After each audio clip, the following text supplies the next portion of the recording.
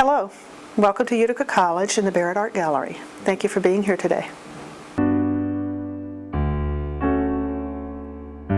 In the 2010 and 11 academic year, we celebrate the 30th year of the Art Gallery with our students, college community, and our guests to campus.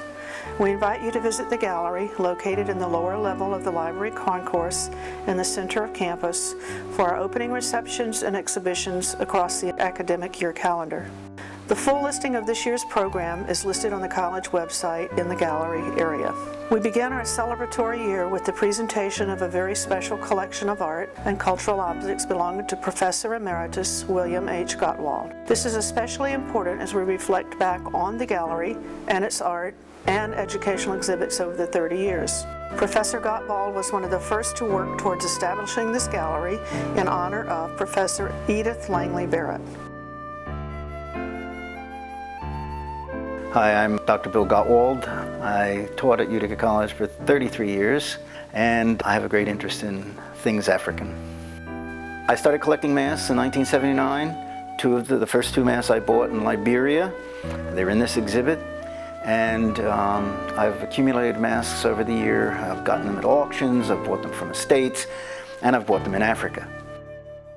There are a number of dilemmas when you collect masks. If you don't have a provenance for a mask, you don't know anything about it, then you've got to figure it out.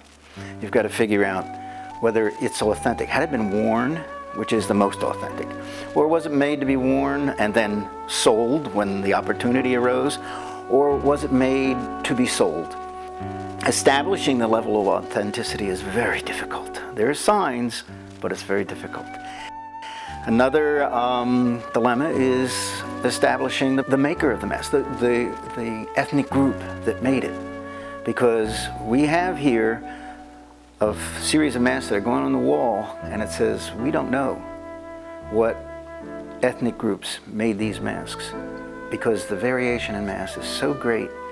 Although some cultures have signature masks or iconic masks that you can identify immediately, some ethnic groups, the carver gets to do what he wants. He has the artist's freedom to do what he wants, and so that can be very confusing. So those are the kinds of dilemmas that one runs into. And they can be frustrating, but they also can be an investigative challenge, and I enjoy that very much. But most of these are identified. A number of them are used masks, that highest level of authenticity. Some were made to be sold, and some in between I don't know.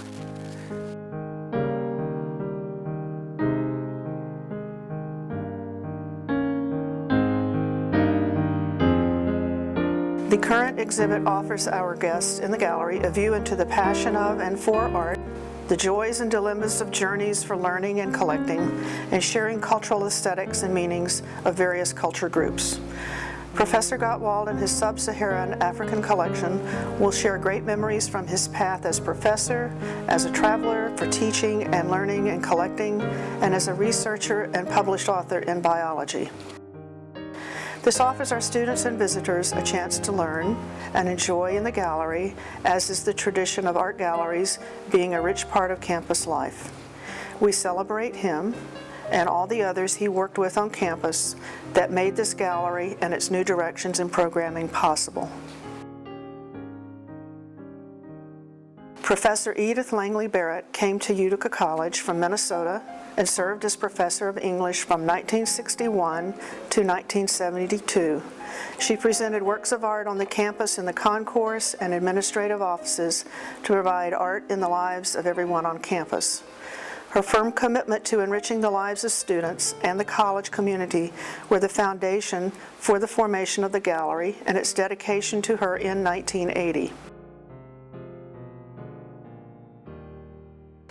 It's actually a pretty significant time because we've made it through a number of developments. The art gallery started off in a relatively minor way, and it has become more and more a significant part of the college. And it's celebrating not just having been in existence for 30 years, but having grown to a point where it is an integral part of the campus and the local community.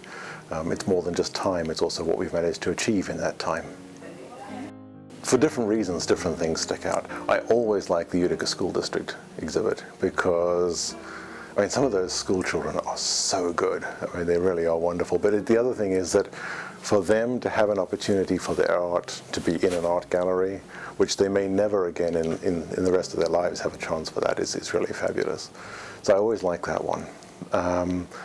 I enjoy the quilting exhibits because I think that fabric art is just a really interesting way of doing things. What I hope is that over the next year, as we celebrate this 30th anniversary, people will come through the gallery, see the art that we've got there, see the exhibits we've got there, and remember that this is just one stage on the way to something more and greater, which I'm sure will come next. The gallery has grown across the years in its program to present individuals, groups, public art education, and private collections through one-time as well as recurring annual, biannual, and triannual events. We present through an invitational process with artists, regional artist groups, agents, and institutions. Today we are able to provide the Central New York region with works of art from an average of over 300 people per year with the new program design. In this year, we are also introducing digital exhibits from world artists to provide a wider range of works in a seated viewing area. The gallery also serves as the college-owned art collection record center and collection room. As you visit campus, you will observe selections from our collection in many interior as well as outdoor settings. All works of art have been gifted to the college over the past 50 years. Many carry international artist and art history recognitions, as well as being part of specific cultural visual art from across the world. We are working currently with the library to present art in the library study and collection spaces to allow more art on view to students beyond the walls of this gallery. There have been 2 artists in residence at Utica College, Henry DeSpirito and myself. As you walk across campus, we hope you will enjoy seeing the art from both of our works in classroom settings, campus dining, and offices. The gallery works with faculty, staff, and students to provide educational connections for our students in the classroom and beyond. There are art activities in the gallery sponsored by the Utica College Student Senate to bring artists on campus to work with and share activities for personal enrichment.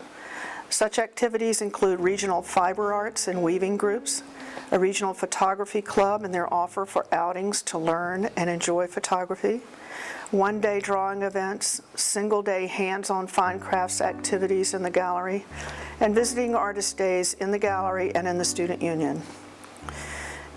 This year we begin the student activities in the gallery with 3 weekends of see, observe, and draw, with access to the collection on view, and all art tools and materials are provided.